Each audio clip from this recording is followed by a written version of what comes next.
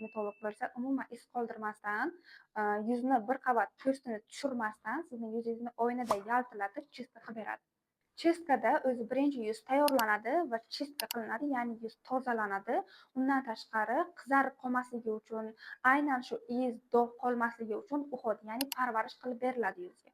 Shoshmanglar, chistka o'zi nima? Chistkada faqat yuz tozalanadi. Ya'ni qora tochkalaringiz, salinitlaringiz, komedonlaringiz, jiraviklaringiz hammasi tozalanib, yuzlaringizga mehr berib, ya'ni uxudla qilib, parvarishla qilib, yuzlaringizni oynada yaltillab beradi. Lekin chistka hech qanaqa dog'ni yo'qotib qo'ymaydi yoki ugrilaringizni yo'qotib qo'ymaydi. Undan tashqari ajinlaringizni ham yo'qotib qo'ymaydi. Chistka faqat yuzni tozalab beradi.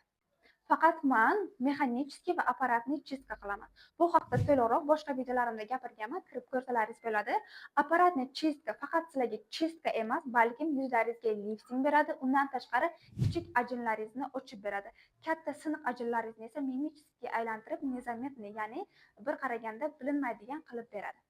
Faqat ko'p patsientlarim videoga olishga, rasmga olishga, do'pposlarni sizlarga ko'rsatishga ruxsat berishmaydi. Shuning uchun hozir bitta patsientimni faqat peshona qismlaridagi do'pposini sizlar bilan bo'lishmoqchiman. Mana ekranda chiqadi. Qaranglar, birinchi rasmda ajinlari bor, ya'ni qoshlarini o'rta qismi sinib qolgan. Chistkadan keyin ham yuzlari tozalangan, mana blesk bilan turibdi. Undan tashqari ikkita siniq butunlay ochilgan qizlarjonlar. Chunki apparatni chistkada faqatgina chistka qilinmaydi. Sizni ugringiz bo'lsa, ugringizga qarshi, dog'ingiz bo'lsa, dog'ingizga qarshi, undan tashqari sizda siniqlar bo'lsa yoki kichkina mimический ajinlaringiz bo'lsa, liftingga ishlab beriladi qizlarjonlar. Zapis uchun pastdagi nomerlarga bir kun oldin yozdirib kelsalaringiz bo'ladi. Всем пока!